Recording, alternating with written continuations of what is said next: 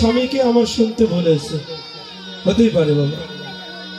তো ওই স্বামীর গলায় মালা দেবার আগে একটা সত্যি কথা বলবেন, কোনদিন কাউকে মালা দিয়েছিলেন নাকি? স্বামীর আগে কোনদিন কাউকে যারা মালা দিয়েছেন তারা হাত তোলেন। বাবা আগেই তোলে নাই, আর এখন তুলবে না। তবে আমি বলে দেব, স্বামীর আগে আপনারা একজন মালা দিয়েছিলেন। সত্যি বলছি, আমি কাউকে বলবো না, আপনারাও বলবেন না, বাড়ি থেকে বলে দেব। কীর্তন কীর্তন ভক্তি ভরে ধৈর্য নিয়ে যদি আস্বাদন করেন অনেক কিছু পাবেন। হাস্য করবেন না, এখানে রত্ন আছে, তত্ত্ব আছে।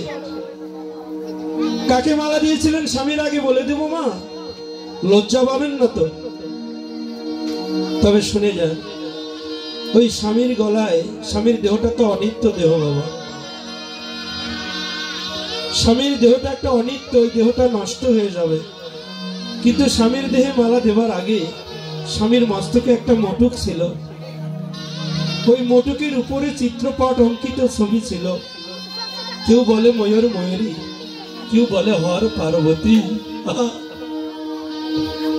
তিনি ছিল আমার বাবারও পতি, তিনি ছিল আমার মায়েরও পতি। একজন অনিত্য দেহধারী মানুষের সঙ্গে বিবাহ হবার আগে আমরা ভগবান রূপে পরম পতির গলায় স্বামী রূপে সবাই মালা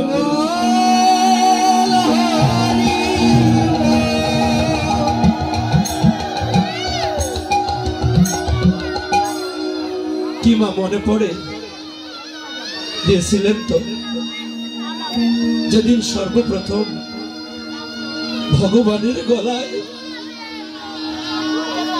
নিজের জীবন মনোপ্রাণ আত্মনিবেদন করে সঁপে দিয়েছিলাম। সেদিন কি একবার ভগবানের কথা স্মরণ করেছিলাম? যদি না করে থাকি, সংসারে ওই ভালোবাসাটাও সুখ আসবে না। শোলার মটুক ভেবে যারা দিয়েছেন, শোলা যেমন বাজে, ওই সংসারে স্বামী স্ত্রী সর্বক্ষণ বাজে। কারো কথা কারো গায়ে সয় না। এমন হয় কি? হয় মা, এমন আছে না সংসারে?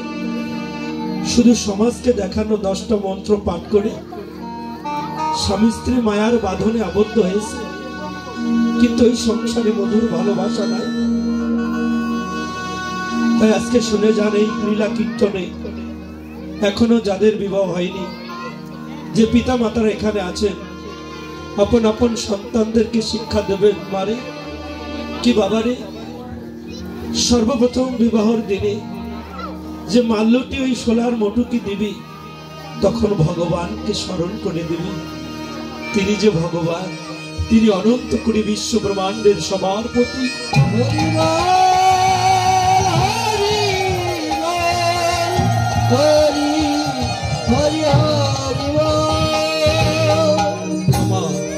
সেদিন যদি এমন সাধনা করে কেউ ভগবানকে স্মরণা করে, ভগবানকে স্মরণ করে যদি ভগবানের গলায় সেদিন আমরা মাল্য দিতে পারিতাম, ভগবানের চরণে নিজের জীবন যৌবন দেহ মন প্রাণকে আত্মনিবেদন করতে পারিতাম, সেই দিন থেকে ভগবান আমার পতি হয়ে থাকত। আমার স্বামী জগতে মহাপাপী হোক না কেন, ওই ভক্ত রমণীর মনোবাসনা পূর্ণ করিতে স্বয়ং ভগবান নিজে এসে ওই ঘরে বাস